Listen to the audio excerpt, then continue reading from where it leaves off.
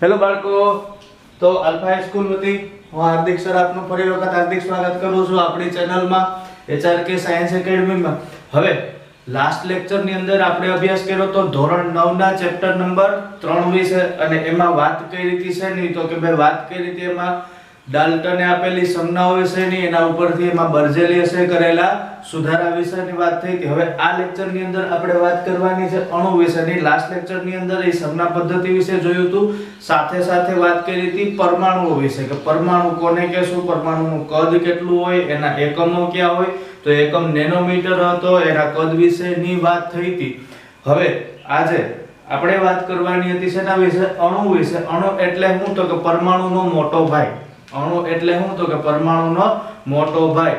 પરમાણુનો મોટો ભાઈ એટલે શું? તો કે ઓલો પરમાણુ છે એ એકલો જ હોય. પરમાણુ છે એ માત્ર ને માત્ર એકલો જ હોય. ઉદાહરણ તરીકે આપણે વાત કરીએ હાઇડ્રોજનની, તો એમાં માત્ર ને માત્ર હાઇડ્રોજન એક જ હોય. કહેવાનો મતલબ કઈ કેવો છે કે હાઇડ્રોજન કહીએ તો આ H, અહીંયા હાઇડ્રોજનનું કામ પૂરું. હવે અણુમાં શું હોય? તો કે અણુમાં એક કરતા વધુ પરમાણુ હોય. અણુમાં પરમાણુની સંખ્યા કેટલી હોય? એક કરતા વધારે. મતલબ એવો થાય કે એક કરતા વધુ પરમાણુ ભેગા થઈ અને કોઈ સંયોજન બનાવે અથવા તો જે કાંઈ બનાવે આને શું કહેવામાં આવે? અણુ કહેવામાં આવે. એટલે આપણે અણુ વિશેની વાત કરતા હતા, અને અણુનો મતલબ એવો થાય કે અણુ બે કે તેથી વધુ પરમાણુ એકબીજા સાથે રાસાયણિક બંધથી જોડે. એટલે અણુ કઈ રીતે બને? તો કે બે કે તેથી વધુ પરમાણુઓ એકબીજા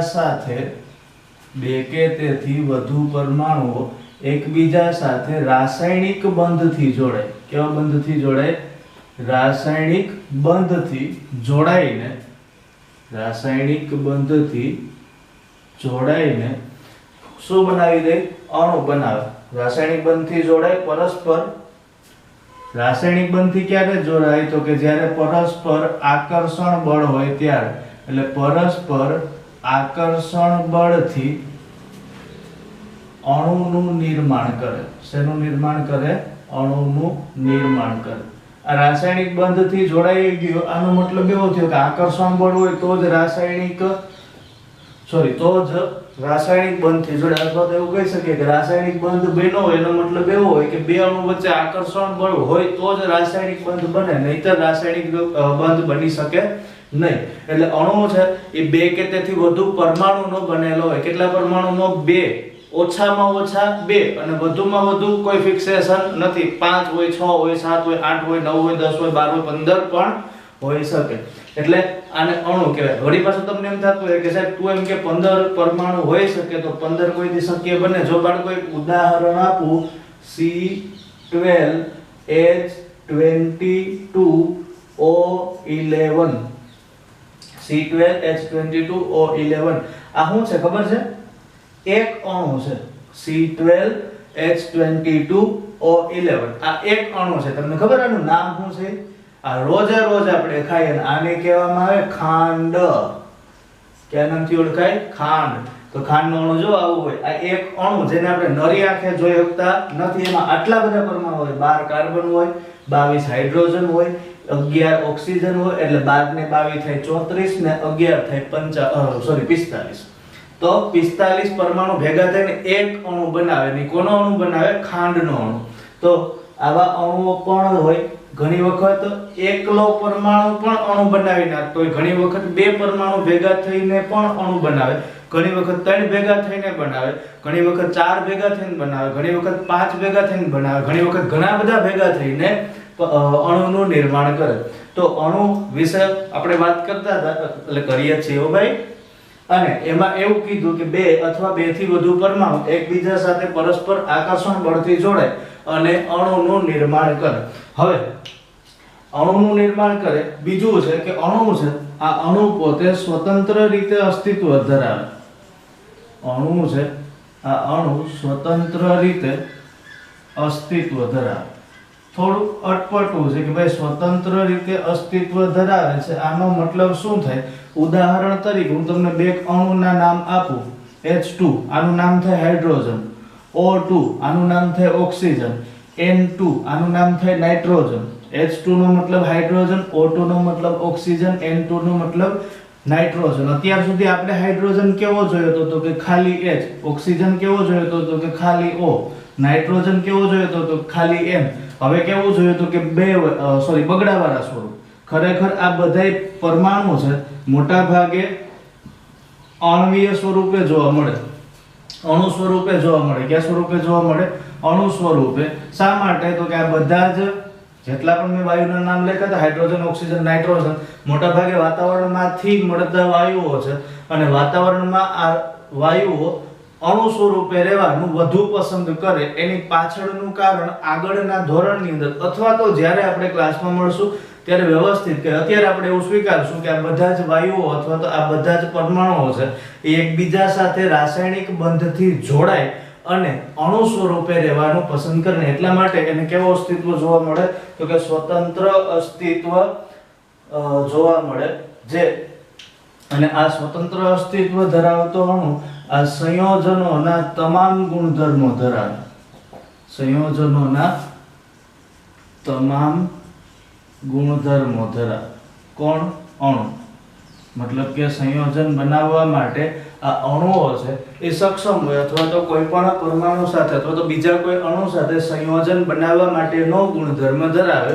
હવે અણુ છે, આ અણુ એક જ તત્વના અણુ છે બે રીતે બને. જો ઘણી વખત શું થાય તો કે એક જ તત્વના પરમાણુ એકબીજા સાથે જોડાઈ જાય. એક જ તત્વના પરમાણુઓ એકબીજા સાથે કયા બંધથી જોડાય તો કે રાસાયણિક બંધથી. એકબીજા સાથે રાસાયણિક બંધથી જોડાઈને અણુ બનાવે છે. શું બનાવે ભાઈ? અણુ બનાવે. કઈ રીતે તો કે એકબીજા સાથે રાસાયણિક બંધથી જોડાય. ઉદાહરણ તરીકે આ ઉદુ છે કે કઈ રીતે, જો તમને થોડીક વાર પહેલા ઈસવીસન પૂર્વે 2 મિનિટ તમને એક વાત કહી દીધી કે એક આવો અણુ જોવા મળે, એક આવો અણુ જોવા મળે, એક આવો અણુ જોવા મળે. મળે કે નહીં? તો કે હા મળે. શું થાય અહીંયા તો કે બે હાઇડ્રોજન પરમાણુ આવી રીતે જોડાય. આ હાઇડ્રોજન નંબર 1, હાઇડ્રોજન નંબર 2. હાઇડ્રોજનની વચ્ચે બાદબાકી નિશાની નથી. ધીસ ઇઝ નોટ ગણિત, ધીસ ઇઝ વિજ્ઞાન. અને વિજ્ઞાનમાં જો બે પરમાણુ વચ્ચે આવી નિશાની દર્શાવવામાં આવે તો આને રાસાયણિક બંધની નિશાની કહેવાય. કઈ નિશાની કહેવામાં આવે? રાસાયણિક બંધની નિશાની. ઓકે.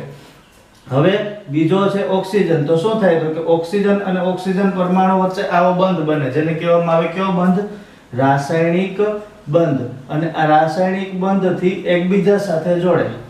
Number 3 nitrogen.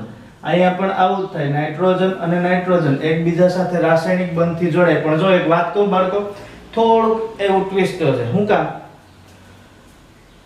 થોડીક માથાકૂટ છે પણ આવડી જાય જો તમે ઓલા 1 થી 20 તત્વના લેક્ચર વિશે અભ્યાસ કર્યો હોય તો. જો કહી દો કઈ રીતે જોડાય. આ આમ તો કઈ કામનું નથી પણ શીખવા માટે ખૂબ જ કામનું. થોડુંક ધ્યાન આપવું. ઓક્સિજન, પહેલા હાઇડ્રોજન થી વાત કરીએ. હાલો, હાઇડ્રોજન કેટલા નંબર ઉપર? પહેલા નંબર ઉપર. કેટલા નંબર ઉપર આવે? પહેલા નંબર ઉપર. તો હાઇડ્રોજનની ઇલેક્ટ્રોન રચના શું થાય? 1. તો આ હાઇડ્રોજનની ઇલેક્ટ્રોન રચના 1 હોય તો આની પણ કેટલી હોય? 1 જ હોય. હવે જો પહેલી કક્ષા નંબર 1 કેટલા ઇલેક્ટ્રોન? 2. આ ભાઈની પાસે કેટલી કક્ષા? તો કે 1 જ કક્ષા. કેટલા ઇલેક્ટ્રોન? 1 જ ઇલેક્ટ્રોન. કક્ષા પૂરી કરવા માટે કેટલા ઇલેક્ટ્રોન ઘટે? 1 ઇલેક્ટ્રોન ઘટે. તો અહીંયા બે હાઇડ્રોજન પરમાણુ છે. બે કયા પરમાણુ? હાઇડ્રોજન પરમાણુ છે. તો હાઇડ્રોજન પરમાણુમાં બેયને 1 ઇલેક્ટ્રોન ઘટે એટલે બે શું કરે ખબર? ભાગીદારી કરે. બે શું કરે? ભાગીદારી. એક તું દે, એક હું દઉં, બેયનું અધૂરું પૂરું થાય. કઈ રીતે? માનો કે આ હાઇડ્રોજન પરમાણુ છે, બરાબર? આની પાસે 1 ઇલેક્ટ્રોન છે જેને હું ચોકડીથી દર્શાવું, બરાબર?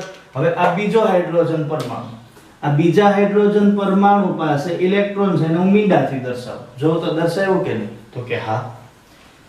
બે ઇલેક્ટ્રોનની ભાગીદારી કરે. કેટલા ઇલેક્ટ્રોનની ભાગીદારી કરે? તો આની પાસે 1 છે, આની પાસે 1 છે. તો કેટલા ઇલેક્ટ્રોનની ભાગીદારી છે? 1 ની ભાગીદારી છે. 50-50 પાર્ટનરશિપ. અને શું કરશે તો કે બંને 1 ઇલેક્ટ્રોનની ભાગીદારી કરી, બે 1 ઇલેક્ટ્રોનની ભાગીદારી કરી અને આવા ધંધા કરશે. જોઈજો, આ પહેલો હાઇડ્રોજન, બરાબર? અને પછી આ બીજો હાઇડ્રોજન, આ બીજો હાઇડ્રોજન, આ પહેલો, આ બીજો. બે કેટલા કેટલા ઇલેક્ટ્રોન દીધા? એક એક ઇલેક્ટ્રોન. આની પાસે ઇલેક્ટ્રોન છે શું હતું તો કે કાળું ટપકું. હાલો કર્યું તો કે હા. હવે પહેલા પાસે ઇલેક્ટ્રોન હતો એ બ્લુ ચોકડી કહી. ઓકે, હવે ગણો. પહેલા સમજી લેજો, જરા જોઈ લો જાદુ. આ પહેલો હાઇડ્રોજન, આ કેટલામો હાઇડ્રોજન? બીજો હાઇડ્રોજન. જો ઇલેક્ટ્રોન ગણજો, આ પહેલા હાઇડ્રોજન ની ફરતે હું ચકરડો કરું લાલ કલરનું. જો આ લાલ કલર, લાલ કલર ની અંદર કેટલા ઇલેક્ટ્રોન દેખાય છે તો કે 1 અને 2. તો પહેલા હાઇડ્રોજન પાસે કેટલા ઇલેક્ટ્રોન પૂરા થઈ ગયા? 2. તો પહેલા હાઇડ્રોજન ની પહેલી કક્ષા પૂરી તો કે હા. હાઇડ્રોજન પાસે કક્ષા કેટલી તો કે એક જ, મતલબ પહેલી કયો છેલ્લી કયો બે, એકનું એક, તો થઈ ગઈ પૂરી. હવે બીજું લાલ ચકર, લાલ નહીં, આપણે કલર બદલાવી નાખીએ, લીલું ચકેડું. ઘણી બધી માર્કર છે, મજા મજા. ઓકે, આ લીલા ચકેડાની અંદર ઇલેક્ટ્રોનની સંખ્યા ગણો તો એલા લે, આ 1 અને આ 2, તો કેટલા ઇલેક્ટ્રોન થયા? 2 ઇલેક્ટ્રોન થઈ ગયા. વાહ ભાઈ વાહ. તો હાઇડ્રોજનની છેલ્લી કક્ષામાં કેટલા ઇલેક્ટ્રોન જોઈએ? 2. આવી ગયા 2 તો કે હા. બે પાસે 2 ઇલેક્ટ્રોન તો કે હા. કે ધંધો શું કર્યો તો ભાગીદારીનો ધંધો કર્યો. એટલે શું કરે હાઇડ્રોજન તો કે કોઈ પણ પરમાણુ હોય, કોઈ પણ પરમાણુનો એક સામાન્ય ગુણધર્મ હોય બાળકો. કયો સામાન્ય ગુણધર્મ? ઉદાહરણ તરીકે આપણે પરમાણુ છે, આપણી ઘણી બધી ઈચ્છા હોય. મારી પાસે કોમ્પ્યુટર હોવું જોઈએ, ગાડી હોવી જોઈએ, ફોન હોવો જોઈએ, હેન્ડસ્ફ્રી હોવા જોઈએ, એરપોર્ટ હોવા જોઈએ, બ્લૂટૂથ હોવા, આ બધી ઈચ્છા હોય ને તમારી? હોય જ, બધાની હોય. મારી વાત તમારી ન હોય, એટલે હા એટલી બધી નથી. તો શું થાય? માની લો કે તમને લેપટોપની ઈચ્છા છે, લેપટોપ મળી, મજા આવી જાય, આમ શાંતિ થાય, વાહ ભાઈ વાહ મજા આવી ગઈ. એરો ફોનની હારા ફોન, એન્ડ્રોઇડ ફોનની ઈચ્છા છે, મળી ગયો, કેવી મજા આવે, વાહ. ઈચ્છાઓને તમારી કક્ષામાં અહીં હાઇડ્રોજનની કક્ષાની ઈચ્છા હું તો કે એક ઇલેક્ટ્રોન ઘટે. કેટલા ઇલેક્ટ્રોન ઘટે? એક. મળી જાય એટલે આપણું કામ પૂરું. જાણે ગંગા નાયા. આ હાઇડ્રોજનનું કામ હોય. આપણા જેવો નથી. મોબાઈલ આવી ગયો, સ્માર્ટફોન તો હવે નવો લોન્ચ થયો તો એ આવવો જોઈએ નહીં. મળી ગયો, વાત થઈ પૂરી, ખાઈ પીને છૂટા. એટલે હાઇડ્રોજન શું કરે તો કે એના જેવો જ બીજો હાઇડ્રોજન પરમાણુ ગોતે. એના જેવો જ બીજો હાઇડ્રોજન પરમાણુ. જો ત્યાં બે આવ્યા તો કે હા આવ્યા. હવે બંને ભાગીદારી કરે. શેની ભાગીદારી કરે? એક એક ઇલેક્ટ્રોનની ભાગીદારી કરે. ફાયદો શું તો કે આ હાઇડ્રોજન, મતલબ કે પહેલો હાઇડ્રોજન બીજા સાથે ભાગીદારી કરે, બીજો હાઇડ્રોજન પહેલા સાથે ભાગીદારી કરે. એમાંથી બનાવ્યું ના કે H2. હવે અહીંયા તમે જોશો તો બેયની છેલ્લી કક્ષામાં બે ઇલેક્ટ્રોન થઈ જાય.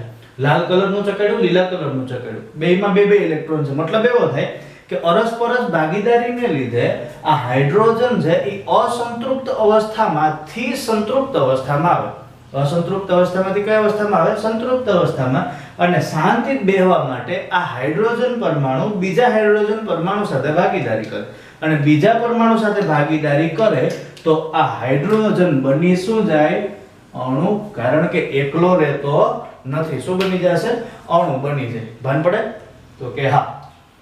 અને ન પડતી હોય તો આપણી પાસે ઓપ્શન છે comment box, comment and I will give U N answer. વાહ ભાઈ વાહ, સાહેબને અંગ્રેજી બોલતે આવડે હો.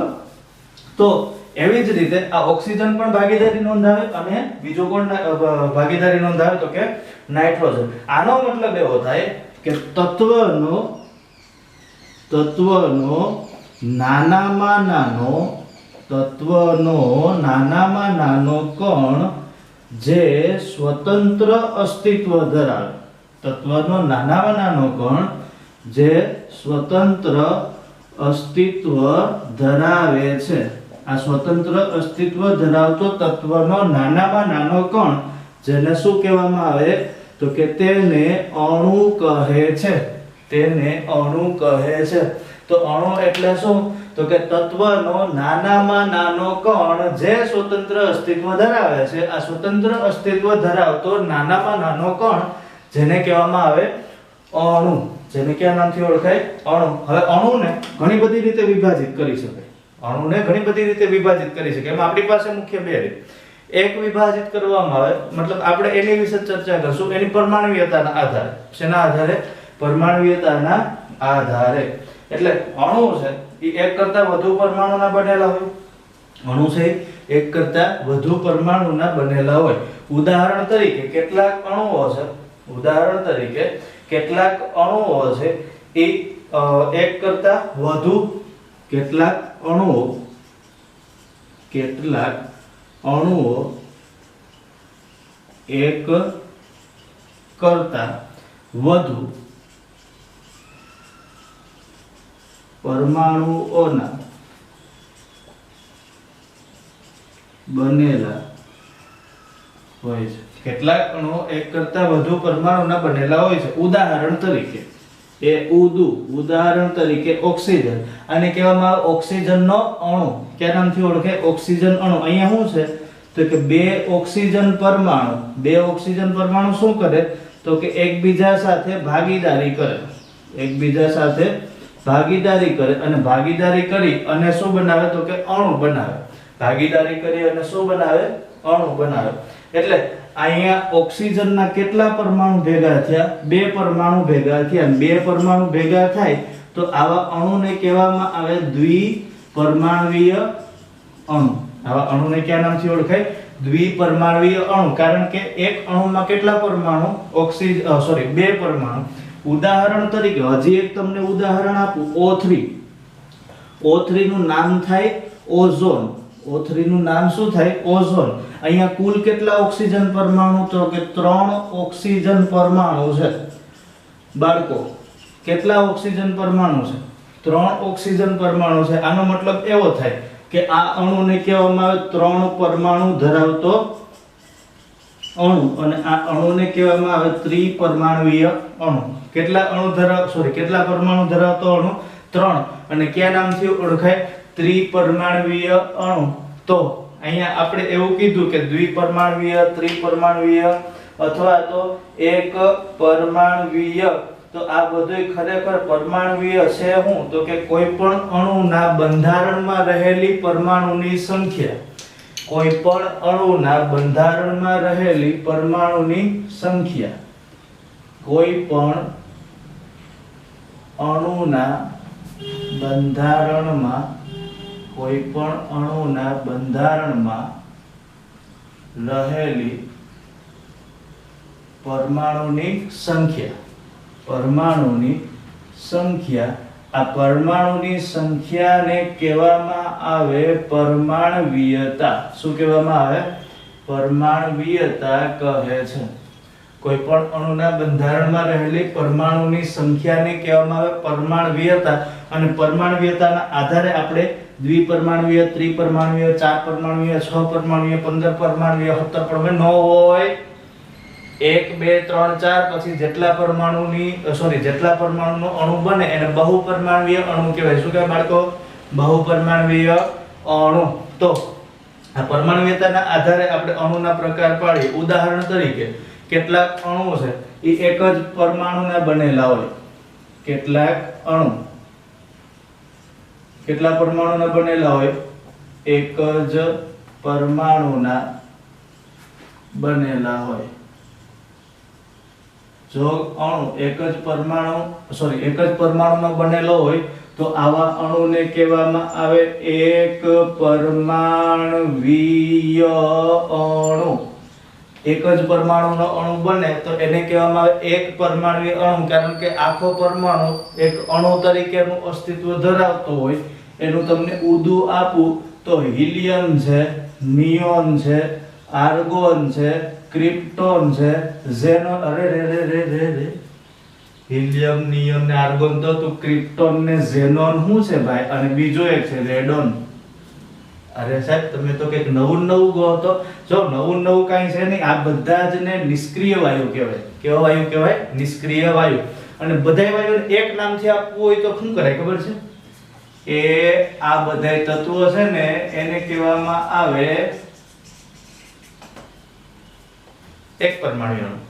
કેવા તત્વો? હેલોજન તત્વો। કેવા તત્વો? હેલોજન નો કેવા?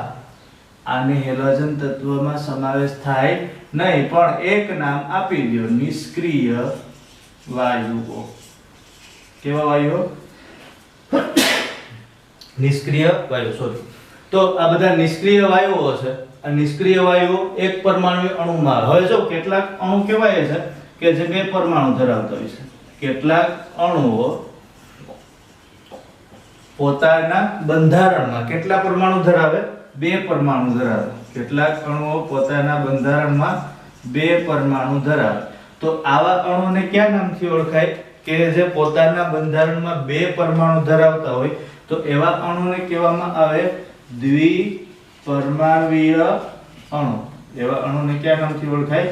દ્વિપરમાણુય અણુ. દ્વિપરમાણુય અણુનો મતલબ શું? તો કે એવો અણુ કે જે પોતાના બંધારણમાં કુલ કેટલા પરમાણુ ધરાવે? બે પરમાણુ ધરાવે તો એને કહેવામાં આવે દ્વિપરમાણુય અણુ. એનું તમને ઉદુ આપું. ઉદુ એટલે ઉદાહરણો ભાઈ. તો એક છે ઓક્સિજન, હાઇડ્રોજન છે ને, ઓક્સિજન છે, હાઇડ્રોજન છે, નાઇટ્રોજન છે, કાર્બન મોનોક્સાઇડ છે જેને કહેવામાં આવે CO. કયા નામથી ઓળખાય? CO. તો આ બધા જ અણુઓને દ્વિપરમાણુય અણુના નામથી ઓળખાય. કયા નામથી ઓળખાય? દ્વિપરમાણુય અણુ. એના પછી કેટલાક અણુઓ છે, આ કેટલાક અણુઓ પોતાના બંધારણમાં 3 પરમાણુ ધરાવે. કેટલાક અણુ પોતાના બંધારણમાં કેટલા પરમાણુ ધરાવે? 3 પરમાણુ. તો 3 પરમાણુ ધરાવતો અણુ જેને કહેવામાં આવે બાળકો ત્રિપરમાણુય અણુ. જેની પાસે 3 પરમાણુ હોય એવા અણુને કહેવામાં આવે ત્રિપરમાણુય અણુ. ત્રિપરમાણુય અણુનું તમને ઉદુ આપું તો એક તો હતું O3. O3 એટલે શું? ઓઝોન. બીજું કહું તમને CO2. CO2 નો મતલબ થાય કાર્બન ડાયોક્સાઇડ. ત્રીજું તમને કહું NO2. આનો મતલબ થાય નાઇટ્રોજન ડાયોક્સાઇડ. NO2 નો મતલબ શું થાય? Nitrogen dioxide. તો આ બધા જ અણુઓ જેને કયા અણુ કહેવામાં આવે? ત્રિપરમાણુય અણુ. હજી તમને એક વાત કહું છું, કેટલાક અણુ એવા છે કે જે કેટલાક અણુ એવા છે કે જે શું કરે તો કે પોતાના બંધારણમાં 4 પરમાણુ ધરાવે. પોતાના બંધારણમાં કેટલા પરમાણુ ધરાવે? 4 પરમાણુ. તો 4 પરમાણુ ધરાવતો હોય જો કોઈ અણુ તો એને કહેવામાં આવે ચતુપરમાણુય અણુ. તો એને કયા નામથી ઓળખાય? ચતુપરમાણુય અણુ. ચતુપરમાણુય અણુ એટલે શું? તો કે એવો અણુ જે પોતાના બંધારણમાં કેટલા પરમાણુ ધરાવે છે? તો કે 4 પરમાણુ ધરાવે. ઉદાહરણ તરીકે ઉદુ CO3. CO3 નો મતલબ થાય કાર્બોનેટ. CO3 નો મતલબ થાય કાર્બોનેટ. બીજો એક છે P4. P4 એટલે શું ખબર? તો કે અત્યાર સુધી આપણે જેને ફોસ્ફરસ થી ઓળખતા હતા, આ ફોસ્ફરસ બહુ છુપેલો સ્તર નીકળો. ખરેખર ફોસ્ફરસ કયા સ્વરૂપે જોવા મળે? P4 સ્વરૂપે જોવા મળે. કયા સ્વરૂપે જોવા મળે? P4. કયા સ્વરૂપે જોવા મળે? P4. બીજો એક તમને ઉદાહરણ આપું, H2O2. અહીંયા કુલ કેટલા પરમાણુ? 4 પરમાણુ. ક્યાં ક્યાં? 2 હાઇડ્રોજન, 2 ઓક્સિજન. આને શું કહેવાય? Hydrogen peroxide. આને શું કહેવામાં આવે? Hydrogen peroxide. ત્રીજું હજી તમને એક ઉદાહરણ આપું, NO3. આ NO3 નો વાંચવો, NO3 જ વાંચવું. This is not English. હા, NO3 મારા દીકરા. એટલે આ NO3 છે એને કહેવામાં આવે નાઇટ્રેટ. કયા નામથી ઓળખાય? નાઇટ્રેટ. અને નાઇટ્રેટમાં કુલ કેટલા પરમાણુ? 4 પરમાણુ. ક્યાં ક્યાં? તો કે એક નાઇટ્રોજન ને 3 ઓક્સિજન. એટલે ટોટલ થાય 4 પરમાણુ. હવે હું તમને એક સરસ મજાની વાત પણ કહું કે બાળ મિત્રો, આ જે અણુ બને છે O3, NO3, P4 ને H2O2 ને, આ બધા અણુના બંધારણ કઈ રીતે બને એ એક એક્સ્ટ્રા લેક્ચર લે. હું એમ નથી કહેતો કે કાલે ને કાલે મૂકીશ. અત્યારે તો નહીં જ મૂકું. તમારે થાય કરી લેજો. અત્યારે તો નહીં જ મૂકું, પણ ભવિષ્યમાં જ્યારે પણ હું એક્સ્ટ્રા લેક્ચર તરીકે આ એક અણુ લઈ, સોરી અણુ હું ભૂલવી દીધું યાર, લેક્ચર લઈ, ત્યારે આ બધા અણુઓ કઈ રીતે બંધ બનાવે એની વિસ્તૃત ચર્ચા કરશું. એટલે આપણી ચેનલ સાથે જોડાઈ રહેવું. હવે અમુક અણુ છે એ 4 કરતા પણ વધુ પરમાણુ ધરાવે. એટલે કેટલાક અણુ જે 4 અથવા તો તેથી વધુ 4 કરતાંય વધુ પરમાણુ ધરાવે, અને જો કોઈ 4 કરતા વધુ પરમાણુ ધરાવતો હોય તો એના તો પુઠ્ઠા સાફ કરી નખાય. કારણ કે એવા અણુને કહેવામાં આવે બહુ એટલે બહુ નહીં, બહુ પરમાણુય અણુ. કયા નામથી ઓળખાય? બહુ પરમાણુય અણુ. અને બહુ પરમાણુય અણુની અંદર સમાવેશ થાય એનું તમને ઉદુ આપું તો એક આવે S8, જેને આપણે અત્યાર સુધી સલ્ફર કહેતા, ખાલી S થી દર્શાય છે સલ્ફેટ. કેટલા પરમાણુ જોડાય ત્યારે એક સલ્ફરનો અણુ બને 8. કેટલા પરમાણુ? સલ્ફરના 8. બીજું એક ઉદાહરણ આપું, CH4. CH4 મતલબ થાય મિથેન. CH4 નો મતલબ થાય મિથેન. આ સિવાયના ઘણા બધા ઉદાહરણ, C2H5. તો આને કહેવામાં આવતું હશે, C2H5, ઇથેન. આ જુદા જુદા બંધારણો છે કાર્બનના કાર્બનના બીજા પરમાણુઓ સાથેના. આ સિવાયના હજી ઘણા બધા ઉદાહરણ, બહુપરમાણુનું તમને હમણાં એક કીધું તો C12H22O11 આને કહેવાય ખાંડ. તો આ બધા જ અણુના પ્રકાર હતા. હવે આપણે વાત કરવાની હતી આયન વિશે, કે આયન કોને કહેવાય અને ખરેખર આયન છે શું? ખરેખર આયન છે શું? તો જોઈએ આયન વિશે. તો આયન વિશેની વાત કરવાની હતી આપણે, કે આયન શું છે, અથવા તો ખરેખર આયન નામની ડાયન કેવા હું માંગે, અથવા તો આપણે એવું ભણવાનું હતું કે કોઈ પણ પરમાણુ કે અણુ આયન ક્યારે બને. કોઈ પણ પરમાણુ કે અણુ આયન ક્યારે બને. હવે જો કોઈ પણ પરમાણુ હોય અથવા તો કોઈ પણ તત્વનું નામ લઈ લ્યો. આગળ તમને થોડી વાર પહેલા મેં વાત કરી હતી હાઇડ્રોજનના અણુ વિશેની, કે H2 શું કામ બને. જો આયન બને ક્યારે, અથવા તો H2 ખરેખર શું હતું, તો કે H2 શું હતું, તો કે બે પરમાણુ હતા. કેટલા પરમાણુ હતા? બે પરમાણુ. કયા કયા પરમાણુ? તો કે હાઇડ્રોજન ને બીજો હાઇડ્રોજન.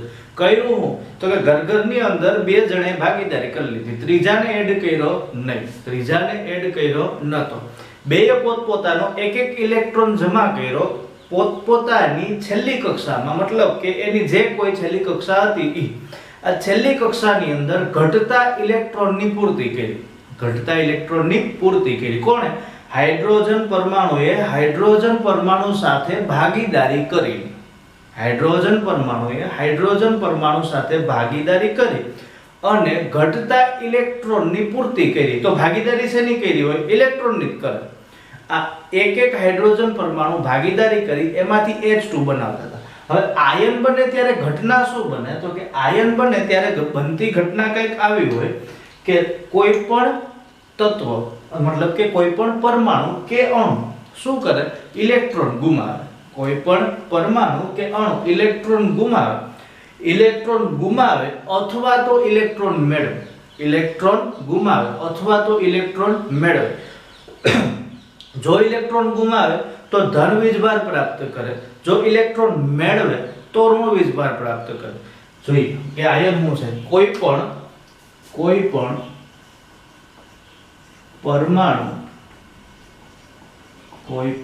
પરમાણુ કે અણુ ઇલેક્ટ્રોન મેળવે કે ગુમાવે ત્યારે, ઇલેક્ટ્રોન મેળવે કે ગુમાવે, જો મેળવે તો ઋણ વીજભાર અને ગુમાવે તો ધન વીજભાર, ત્યારે તે અનુક્રમે ઋણ વીજભારી, ત્યારે તે અનુક્રમે ઋણ વીજભારી કે ધન વીજભારી બને છે, જેને આયન કહેવામાં આવે. જેને આયન કહેવામાં આવે. હવે જો ક્યારે પરમાણુ ઇલેક્ટ્રોન ગુમાવે અને ક્યારે પરમાણુ ઇલેક્ટ્રોન મેળવે. ઉદાહરણ તરીકે મારી પાસે એક પરમાણુનું નામ છે, ઉદાહરણ તરીકે છે સોડિયમ. ઉદાહરણ તરીકે સોડિયમ. હવે તમને કદાચ એ ખબર હશે, જો લેક્ચર તમે રેગ્યુલર ભરતા હશો તો. હવે કયો લેક્ચર છે તમને પાછું યાદ દેવડાવી દો. આપણી સ્કૂલની ચેનલમાં સૌથી પહેલો 9મા ધોરણનો લેક્ચર. આપણી સ્કૂલની ચેનલમાં સૌથી પહેલો કયા ધોરણનો લેક્ચર? 9મા ધોરણનો. અને આપણી ચેનલની અંદર લેક્ચર નંબર એક્ઝેક્ટ યાદ નથી, પણ વચ્ચે મૂકેલા 2 લેક્ચર છે જેમાં તમને આપેલું છે તત્વોના નામ, ઇલેક્ટ્રોન રચના અને સંયોજકતાની માહિતી, અથવા તો તત્વોની કંઈક ઓળખ કે એવું કંઈક લેક્ચરનું નામ છે. તો એ લેક્ચર ખાસ જોઈ લેવો જો આ ચેપ્ટર સારી રીતે સમજવા હોય તો. અને ખરેખર લેક્ચર જોઈ લેશો તો આ ચેપ્ટર તમારા માટે બહુ જ ઈઝી થઈ જાય અહીંયાથી. હવે જો સોડિયમ કેટલામાં નંબર ઉપર આવે ઈ જોવાનું હતું. તો આપણે એક કવિતા બોલશું. હા હી લી બે બો કા ના ઓ ફ ની સો. બસ 100 આવી ગયું, મતલબ સોડિયમ આવી ગયું. ગણો 1 2 3 4 5 6 7 8 9 10 ને 11. કેટલા નંબર ઉપર આવે? 11મા નંબર ઉપર. જો સોડિયમ 11મા નંબર ઉપર આવતું હોય તો એની પાસે ઇલેક્ટ્રોન કેટલા હશે? તો કે 11 હશે. ઇલેક્ટ્રોન કેટલા હોય? 11 હોય. એટલે આ ભાઈશ્રી સોડિયમ પાસે કુલ 11 ઇલેક્ટ્રોન હશે. હવે 11 ઇલેક્ટ્રોન કક્ષામાં ગોઠવવા તો પહેલી કક્ષાની અંદર ઇલેક્ટ્રોન હોય 2, બીજી કક્ષાની અંદર ઇલેક્ટ્રોન હોય 8 અને ત્રીજી કક્ષાની અંદર કુલ ઇલેક્ટ્રોન હોય 18. આ થિયેટરની કેપેસિટી છે. ખબર થિયેટરમાં કીધું 500 seat, 600 seat, 800 seat, 1000 seat, open air theatre. આ this is open air theatre. હવે જો કઈ રીતે 11 ઇલેક્ટ્રોનનું આ પ્રમાણે વર્ગીકરણ કરો. 11 ઇલેક્ટ્રોનનું આ પ્રમાણે વર્ગીકરણ કરો. એકડી બગડી તગડી લખી કે શેની સંખ્યા દર્શાવે? કક્ષાની સંખ્યા દર્શાવે. શેની સંખ્યા? કક્ષાની. 2 8 18 આ કોની સંખ્યા દર્શાવે? ઇલેક્ટ્રોનની. પહેલી કક્ષામાં વધુમાં વધુ કેટલા ઇલેક્ટ્રોન? 2. બીજીમાં વધુમાં વધુ કેટલા ઇલેક્ટ્રોન? 4. ત્રીજીમાં વધુમાં વધુ કેટલા ઇલેક્ટ્રોન? 4 8 12 16 18. વધુમાં વધુ હમાયો, ધરા ઘૂસેડી દેવાના હોતા નથી. 11 ઇલેક્ટ્રોનના ભાગ પાડો કક્ષા પ્રમાણે. તો પહેલી કક્ષામાં 2 જાય, 11 માં 2 જાય, વધ્યા કેટલા? 9. બીજી કક્ષામાં 8 જાય, 9 માંથી 8 જાય, વધ્યા કેટલા? 1. તો વધેલો ઇલેક્ટ્રોન ક્યાં જાય? ત્રીજી કક્ષામાં. તો આની ઇલેક્ટ્રોન રચના લખવી હોય તો કેમ લખાય? તો કે સોડિયમની ઇલેક્ટ્રોન રચના થાય 2 8 1. સોડિયમની ઇલેક્ટ્રોન રચના થાય 2 8 1. હવે આ સોડિયમ કરે હું તો કે સોડિયમની પાસે જો છેલ્લી કક્ષામાં એક આધો ઇલેક્ટ્રોન અયુગ્મ હોય, એક આધો ઇલેક્ટ્રોન અયુગ્મ હોય, મતલબ કે જોડમાં ન હોય. જો બીજી એક વાત કે કક્ષામાં ઇલેક્ટ્રોનની વૃત્તિ અથવા તો ઇલેક્ટ્રોનનું વલણ હંમેશા જોડમાં રહેવાનું હોય. અહીંયા જો ઇલેક્ટ્રોન જોડમાં નહીં હોય તો આ ઇલેક્ટ્રોન અસ્થાયી ઇલેક્ટ્રોન બને. કેવો ઇલેક્ટ્રોન બને? અસ્થાયી. મતલબ આ ઇલેક્ટ્રોન છે સ્થાયી નહીં હોય, અસ્થાયી હોય. આખું શરીર હાજુ પેટમાં દુખતું હોય તો હક ન થાય. અહીંયા આખું શરીર હાજુ, છેલ્લી કક્ષાએનું પેટ છે ને એમાં દુખે છે, મતલબ એક ઇલેક્ટ્રોન એકલો છે, હક ન લેવા દે. આમથી આમ આટા મારવાનું ચાલુ કરે. આને મુક્ત ઇલેક્ટ્રોન પણ કહેવાય. તો આ એક ઇલેક્ટ્રોન છે એ સતત ને સતત ગતિ કર્યા રાખે. બધાય તો જોડમાં છે, બધાય જોડમાં હોય એટલે શાંતિથી બેઠા હોય. એકલો હોય શું કરે? જોઈ બીજાને હેરાન થાય, દુખી થાય, બીજાને કરવાના ધંધા કરે. તો આ ઇલેક્ટ્રોન છે અસ્થાયી ઇલેક્ટ્રોન. આ શું કરે? તો કે આખા પરમાણુને હલાવવાના ધંધા કરે. એટલે કઈ ધ્રુજાવતો નથી, પણ કહેવાનો મતલબ એવો છે કે પરમાણુમાં સતત ને સતત ગતિ ચાલુ રાખે. આને લીધે સોડિયમ છે સક્રિયતા દર્શાવે. હવે સોડિયમનો ગુણધર્મ શું? કોઈની પણ સાથે ભાગીદારી કરીને આ ઇલેક્ટ્રોનને આપીને અથવા તો બીજા ઇલેક્ટ્રોન લઈને પણ આપણે સ્થિર થાવ.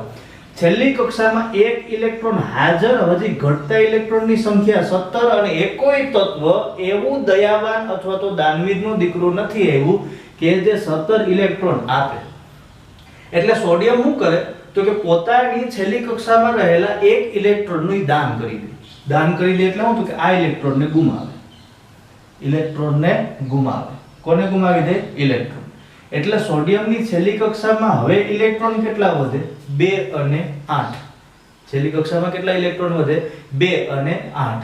એટલે આ શું થઈ જાય? પહેલી એ પૂરી કક્ષા અને બીજી કક્ષા પણ પૂરી. એટલે સોડિયમ હવે આર્ગોન જેવું નિયોન જેવું લક્ષણ દર્શાવે છે, અથવા તો નિયોન જેવું વર્તન કરે. કેમ નિયોન જેવું? તો કે નિયોન છે નિષ્ક્રિય વાયુ છે.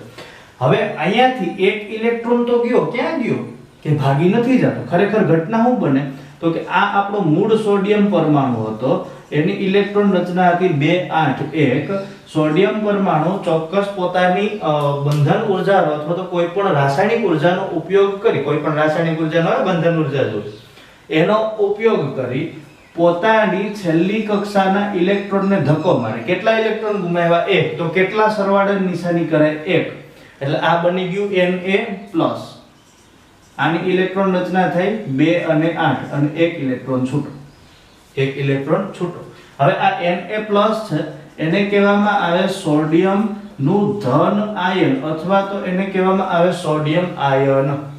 એને કયા નામથી ઓળખાય? Sodium ion. તો આવી રીતે આયન બને. થયું શું? તો કે ઇલેક્ટ્રોન ગુમાવ્યો. કેટલા ઇલેક્ટ્રોન ગુમાવ્યા? એક ઇલેક્ટ્રોન ગુમાવ્યો. હવે જો સોડિયમમાં કુલ ઇલેક્ટ્રોન કેટલા? તો કે 18 ઇલેક્ટ્રોન. સામે 11 ઇલેક્ટ્રોન. જેટલા ઋણ વીજભારિત આયન હોય એટલા જ કયા આયનો હોય ધન વીજભારિત. એટલે આની સામે પ્રોટોન કેટલા હશે 11. હવે સોડિયમ એક ઇલેક્ટ્રોન ગુમાવી દે તો કેટલા ઇલેક્ટ્રોન થાય 10. બરાબર ધ્યાન આપજો, બાકી કાંઈ ભાન નથી પડવાની. કેટલા ઇલેક્ટ્રોન ગુમાવે 1 ઇલેક્ટ્રોન, તો વધ્યા કેટલા 10. અહીંયા પ્રોટોન ક્યારે ગુમાવશે નહીં, તો પ્રોટોનની સંખ્યા કેટલી રહી 11. તો કયો વીજભાર વધ્યો પ્રોટોન. કેટલા વધારે 1 વધારે. અહીંયા 10 અહીંયા 11. એટલે અહીંયા વીજભાર પ્લસ. માની લો કે 2 ઇલેક્ટ્રોન ગુમાવે તો વીજભાર થાય પ્લસ, પણ આવું ક્યારે શક્ય બને ને. એક વાત ખાસ યાદ રાખવી, પરમાણુની જે કક્ષા પૂરી ભરાયેલી હોય એમાં કોઈ દી કાંઈ મોડિફિકેશન નહીં થાય અને ઓલો થાવાય નહોતી. હું કામ તો કે ઘર પાકું બંધાયેલું હોય ને તો તોડવાનો ધંધા ન કરે, સજાવવાનો ધંધા કરે. એટલે આ બે કક્ષા તો પૂરી ભરાયેલી છે, એમાંથી ક્યારેય ઇલેક્ટ્રોન ગુમાવશે નહીં. છેલ્લી કક્ષાનો ઇલેક્ટ્રોન ગુમાવી અને શું બની જાય આયન બની જાય. તો આવી રીતે આયન બને. આ કયું આયન ધન વીજભારિત આયન. હવે માનો કે ઋણ વીજભારિત આયન બને તો કઈ રીતે બને, તો કે ઉદાહરણ તરીકે મારી પાસે હજી એક નામ છે Cl, આને કહેવાય ક્લોરીન.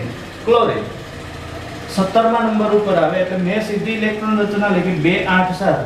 ખાસ ઓલો વિડિયો જોજો, બાકી કાંઈ ખબર નહીં પડે, એમાં વધુ ડિટેલ સાથે આપેલું છે. આમાં હું થોડુંક ઝડપથી કહું, જો કે ઝડપથી તો નથી કીધું, આ આખું વ્યવસ્થિત તમને કહી જ દીધું કે કઈ રીતે આયન બને. તેમ છતાંય મહેરબાની કરીને વિડિયો જોવાનો મારો વિનંતી.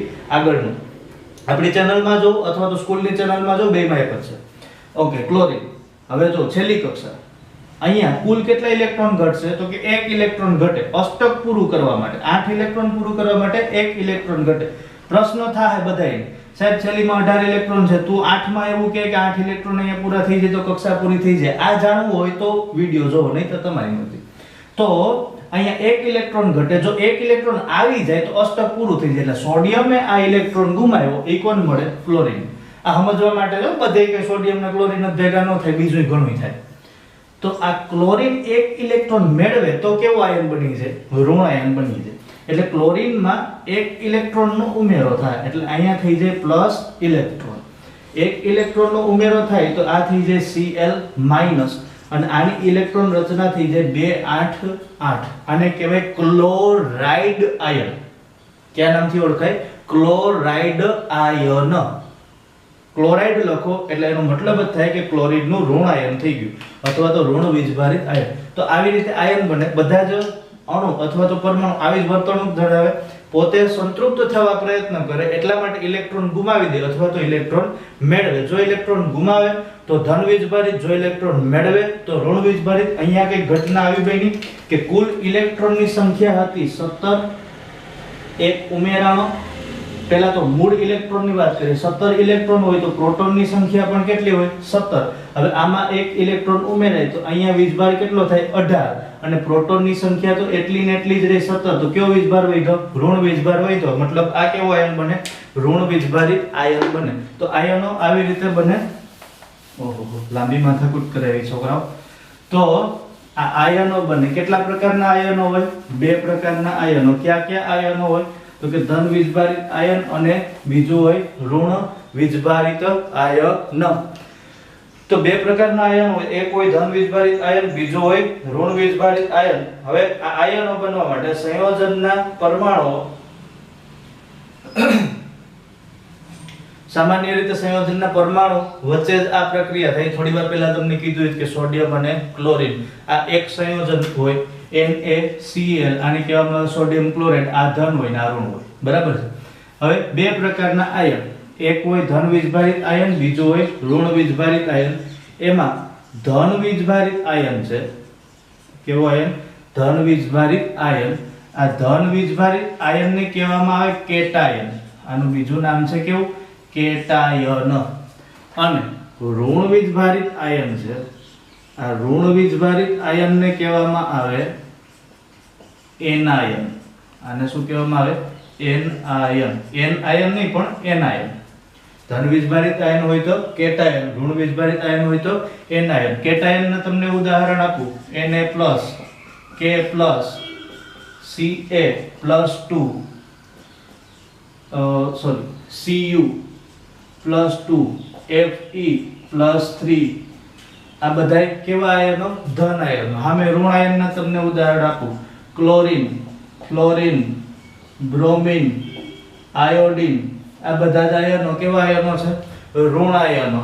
અને તમને બીજી એક સરસ મજાની જો વાત કહું તો એક વાત હજી તમને કહું કે મોટા ભાગના અધાતુ તત્વો છે, આ અધાતુ તત્વો ઋણ આયન હોય અને ધાતુ તત્વો છે ધન આયન હોય. કારણ કે ધાતુ ઇલેક્ટ્રોન ગુમાવવાની વૃત્તિ ધરાવે, અધાતુ ઇલેક્ટ્રોન મેળવવાની વૃત્તિ ધરાવે. Oxygen O2- nitrogen N3-.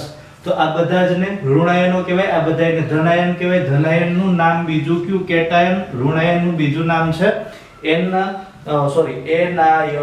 બીજું નામ કેવું? એનાયન. હવે અહીંયા ધાતુ ધનાયન બને એની પાછળનું કારણ શું? તો કે આ છે ઇલેક્ટ્રોન ગુમાવે, ધાતુઓ ઇલેક્ટ્રોન ગુમાવે અને અધાતુઓ છે મોટા ભાગે નહીં હોય જ ઇલેક્ટ્રોન મેળવે. ઇલેક્ટ્રોન મેળવે તો આ બની જાય ઋણાયન, ઇલેક્ટ્રોન ગુમાવે તો બની જાય ધનાયન. આયન લખવાની પદ્ધતિ. કોઈ પણ તત્વમાં ધન આયન હંમેશા પહેલા લખાય, ધન આયન હંમેશા પહેલા, અને એના પછી જે આયન લખવામાં આવે એ હંમેશા કયું આયન હોય? ઋણાયન. એટલે કોઈ પણ તત્વની અંદર હંમેશા ધન વીજભારિત આયન છે. આ ધન વીજભારિત આયનને પ્રથમ લખવામાં આવે અને એના પછીના ક્રમે કયું આયન લખાય? ઋણ વીજભારિત આયન. હું તમને બે નામ કહું. જો એક કહું સોડિયમ ક્લોરાઇડ, એક કહું સોડિયમ ક્લોરાઇડ. બીજું તમને કહું ઘણા બધા તત્વો છે. ઉદાહરણ તરીકે પોટેશિયમ બ્રોમાઇડ. ઉદાહરણ તરીકે પોટેશિયમ બ્રોમાઇડ. તમને મટીરીયલ આપું એમાં ઉદાહરણ જુદા છે, મને જે હૈયે ચડે છે એના નામ હું અહીં લખું છું ભાઈ. ત્રીજું કહું છું, મને મજા આવે એવું નામ કહું, sulphuric acid. Sulphuric acid, sulphuric acid. ત્રીજું કહું હાઇડ્રોજન ક્લોરાઇડ. ત્રીજું કહું છું હાઇડ્રોજન ક્લોરાઇડ. ચોથું કહું કેલ્શિયમ કાર્બોનેટ. Calcium carbonate. બસ 5 રાખીએ, બાકીના પછીના લેક્ચરમાં. અત્યારે અહીંયા જોઈએ સોડિયમ ક્લોરાઇડ. જો કોઈ પણ નામમાં પહેલું નામ જે લખ્યું હોય એ હંમેશા ધન આયન હોય.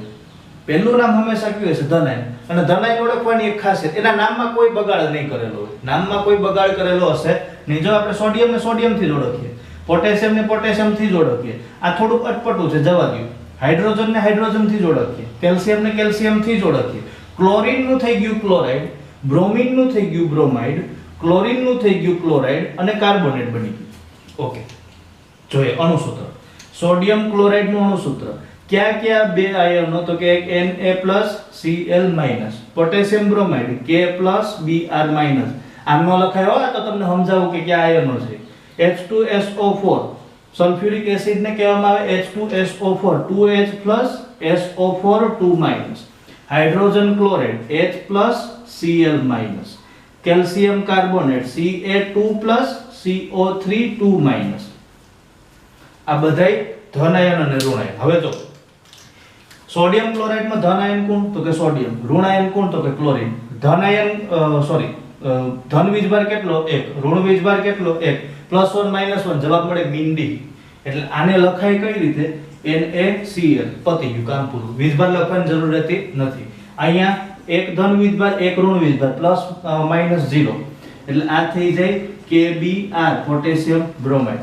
H2SO4, 2H+, એટલે બે હાઇડ્રોજન, એકનો વીજભાર +1 તો બેનો વીજભાર +2. SO4 ઓલરેડી -2 છે જ, એટલે આ થઈ જાય H2SO4. H+Cl-, 1+1- બધે મીંડી એટલે આને લખાય HCl. જો વીજભાર રહિત બની જાય. Ca+2 CO3 2-. તો આને લખાય કાકો3, CaCO3. આ બધા જ આયનો છે. તો આ આયનોની માહિતી હતી. હવે રાસાયણિક સૂત્ર કઈ રીતે લખવા એના નિયમો આવતા લેક્ચરની અંદર, અને આ ચેપ્ટર પણ રાસાયણિક સૂત્રોની સાથે સાથે જ પૂરું થશે. Thank you very much. ચેનલને લાઈક કરો, શેર કરો એન્ડ સબસ્ક્રાઇબ કરો અને ભણતા રહ્યો ખૂબ જ આનંદથી. Thank you very much.